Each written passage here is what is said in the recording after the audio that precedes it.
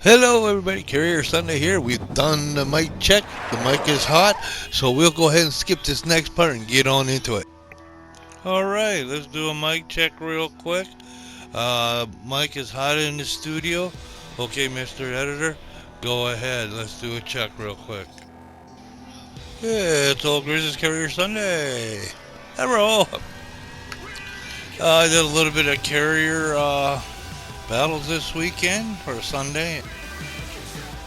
There, mic is live and the rock and roll playlist is shut off so we don't accidentally capture something that might be copyrighted and then I can't use it. So, putting a couple clips together here from Carrier Sunday, working on the Langley. I think I named this clip. Wow, I'm starting to name the clips when I say them. That way I go back to edit. I know what clips are what. I'm not just trying to second guess saying, okay, maybe I'll throw this one in. But okay, this one was called Wow, I think. It's, tier 3 carrier. So it's a lower carrier. It's against AI as well. This isn't a standard battle, so it's a little easier, especially for carriers, because AI can be predictable. Or in standard, if they find your carrier, they'll come and get you. Well, here, I might get spotted, but if they got another target, they're gonna leave me alone and go after what they're targeted. Standard, you have other players, and there's some out there that they'll go hunting your carrier just like in World of Tanks. They'll go hunting artillery.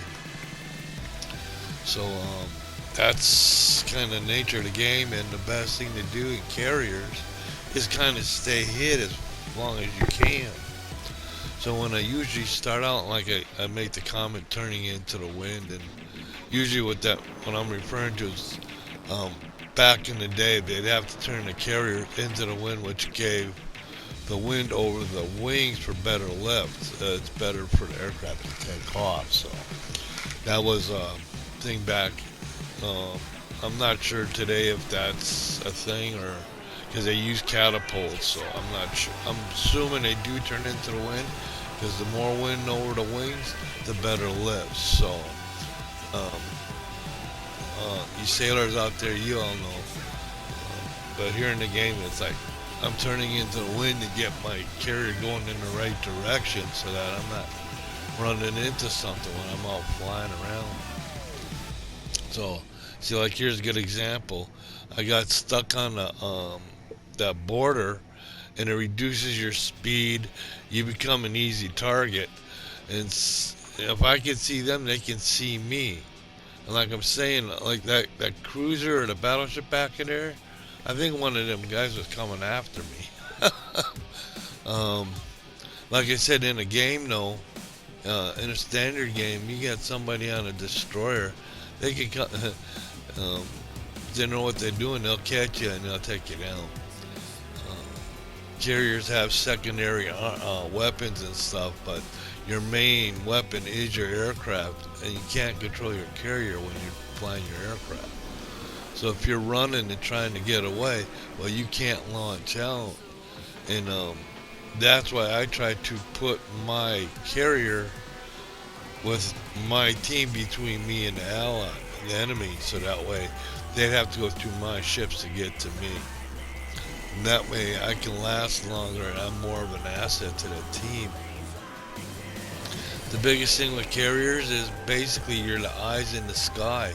You can get up there and show everybody where everything's at, and then your team can kind of figure out what to do from there.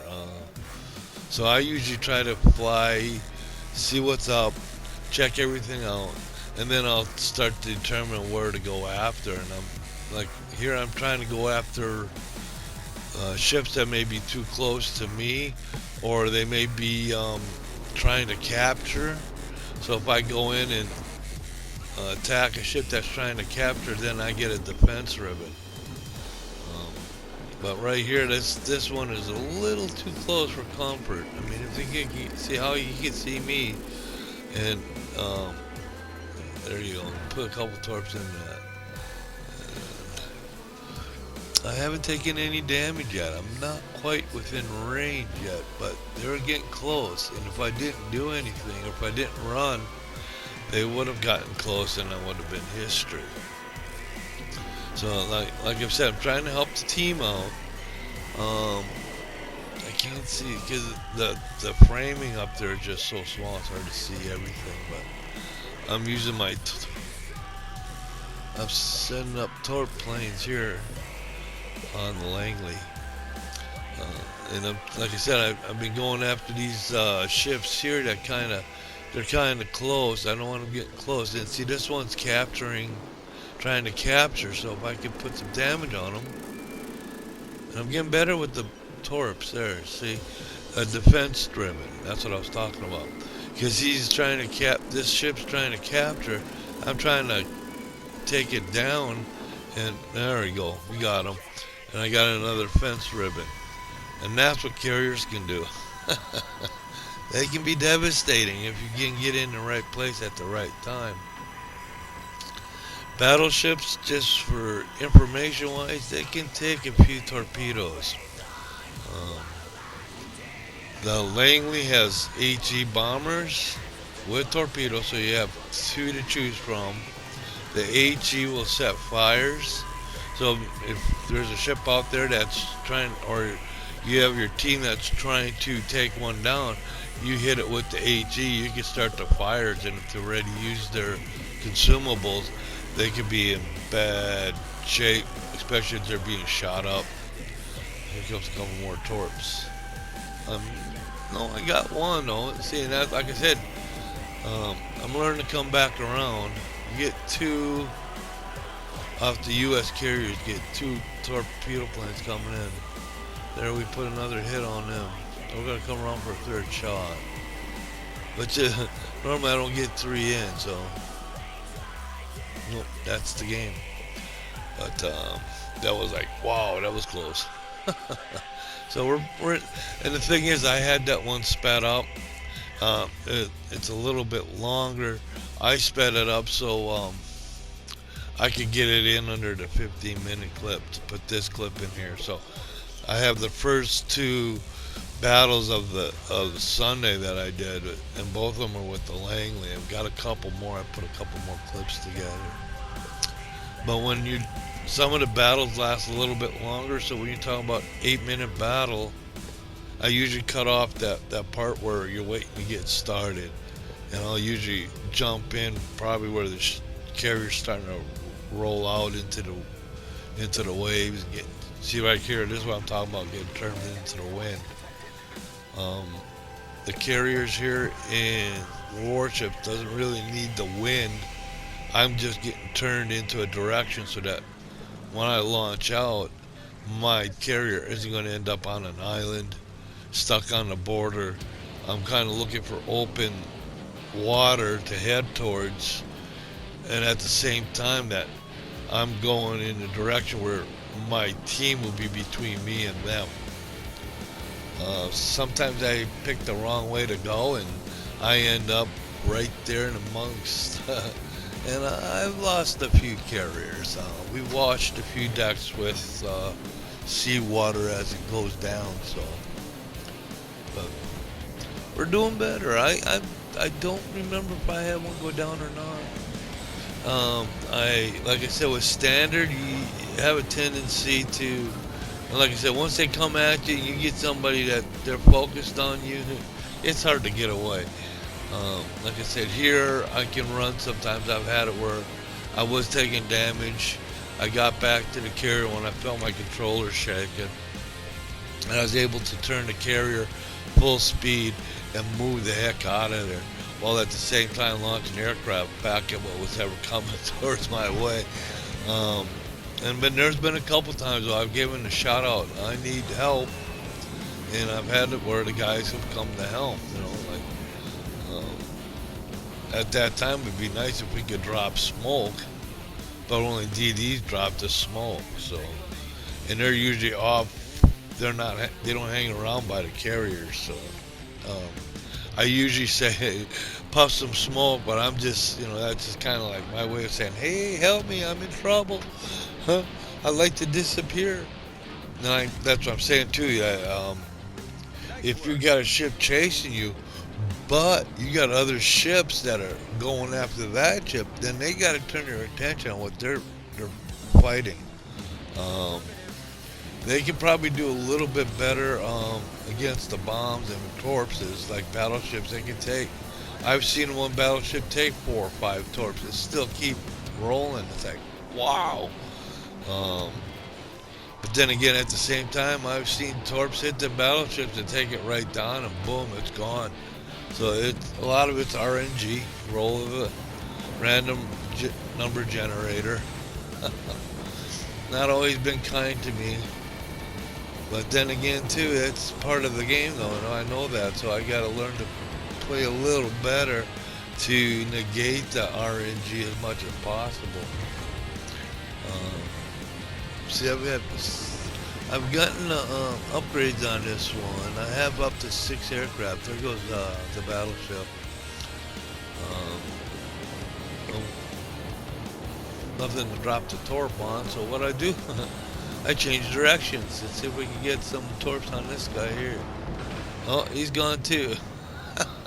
Well done, teammates. Like I was saying, it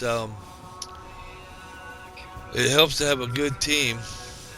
Standard. Sometimes I think it's unbalanced because you might get a bunch of guys that don't really know how to play on one side, but the other side's got 4 or 5 veterans that have been playing for years, and they just walk through everybody. World of Tanks is the same way. You play and play and play and just keep losing because the other side has all the upgraded equipment. You shoot them and everything bounces. They shoot you once and you're dead. It's hard to fight against that. But at the same time, I got to keep going in, keep upgrading, keep progressing so that I can get a tank to the point that can actually withstand a little battle damage, and that way I can stay in the fight a little bit longer. A better gun where I can put more damage onto target because I'm getting better at getting on the target. I'm getting better at shooting and stuff like that. It's just the guns are weak, their armor is strong,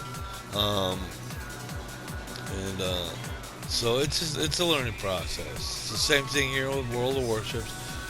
Knowing what the ships can do and can't do, knowing what the different aircraft, because each nation has a different type of aircraft. For instance, the Russian ships that you send in like four aircraft at a time. Ark Royal, it sends in 1 aircraft, 1 lone swordfish, or is it albacore? I think the bomber's albacores. Swordfishes are the torpedoes, I do believe. But that'd be the British line. Japanese have Zeros and stuff. I'm starting to get up into the closed cockpits, getting away from the bi-wings. Working towards getting rockets. I haven't learned how to use them yet. Let's see, what is it? The British, they have skip bombing. German aircraft have AP, which is Citadel. You can hit a Citadel with that one. And like I said, they're different torpses and stuff like that. We're getting the end of this clip. I'm going to let they take it from here. Thank you for watching. The mic is hot. Oh, we're supposed to do this at the beginning of the clip. The script clip has been slid down. We can slide it down. We can put it wherever we need it, and it's in place for right now. Okay, go ahead. Cut, print, and post. Put it in the cannon on the shelf.